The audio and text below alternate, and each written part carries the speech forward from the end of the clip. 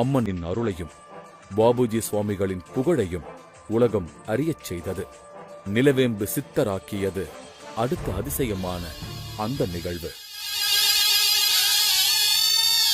அப்பொழுது அரபு நாட்டில் ஆன்மீக பணியாற்றிக் கொண்டிருந்த சுவாமிகள் இந்தியாவிற்கு திரும்பிய காலகட்டம்.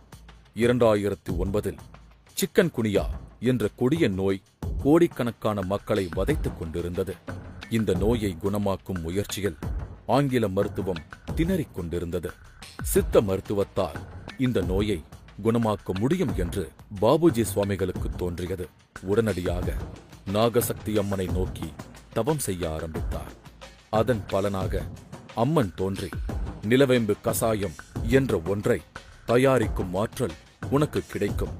அதன் மூலம் எதிர்காலத்தில் ஏற்பட போகும் பல கொடிய நோய்களிலிருந்து உலக மக்களை காப்பாற்றுவாய் என்றும், இந்த சேவையின் மூலம் உன் புகழ் இந்த உலகமெல்லாம் பரவும் என்றும் கூறியிருக்கிறார். இந்த நிலவேம்பு கசாயம் என்ற ஒரு கசாயத்தையும் சித்த மருத்துவத்தையும் உலகத்திற்கு கொண்டு வந்து சேர்த்த பெருமை அன்னை நாகசக்தியுடைய அருள் தான், குரு போகருடைய திருவருள் தான். அதுதான் மூல காரணமாக இருந்தது. அடியேன் இந்த உலக மக்களுக்கெல்லாம் தெரிவதற்கு மூல காரணம் நிலவேம்பு கசாயம்.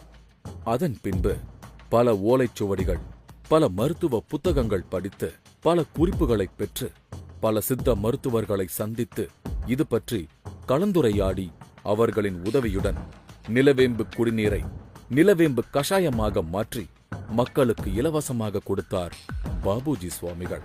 பின்பு 2012ஆம் ஆண்டு அப்பொழுது முதல்வராக இருந்த மதிப்பிற்குரிய ஜெயலலிதா அம்மையாரை சந்திக்கும் வாய்ப்பு கிடைத்தது.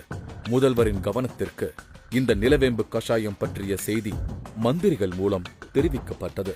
பன்றிக் காய்ச்சல், சிக்கன் குனியா போன்ற பல்வேறு விஷக்காய்ச்சல்களுக்கு நிலவேம்பு கஷாயம்தான் சிறந்த மருந்து என்றும், ஆங்கில மருந்துகளால் அதை குணப்படுத்த முடியாது என்றும் சட்டசபையில் ஜெயலலிதா அவர்கள் கூறினார்கள். அவர் கூறியதன் விளைவு நிலவேம்பு கஷாயத்தின் பெருமை உலகம் முழுக்க பரவ ஆரம்பித்தது.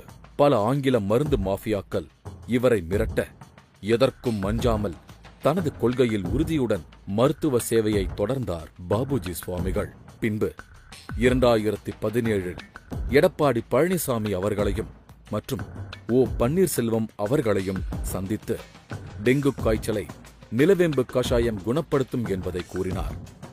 அவர்கள் ஆங்கில மருத்துவமனைகளிலும் அரசு பொது மருத்துவமனைகளிலும் நிலவேம்பு கஷாயம் கொடுப்பதற்கு உத்தரவிட்டார்கள்.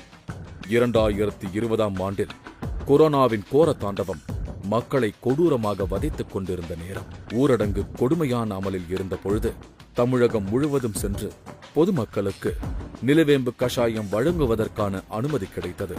500 கிராமங்களுக்கு மேல் சென்று 5 லட்சம் மக்களுக்கு நிலவேம்பு கஷாயம் விநியோகிக்கப்பட்டது.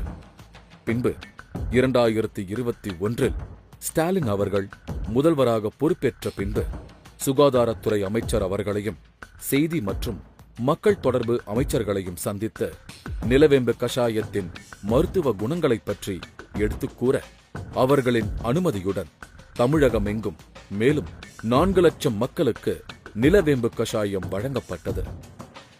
நிலவேம்பு கஷாயம் என்ற ஒரு அரும் மருந்தை கண்டுபிடித்ததோடு இல்லாமல் அதை மக்களுக்கு கொண்டு சேர்ப்பதற்கு கடுமையான உழைப்பை வெளிப்படுத்தியதால் தான் பாபுஜி சுவாமிகள் நிலவேம்பு சித்தர் என்று பக்தர்களால் புகழப்படுகிறார்.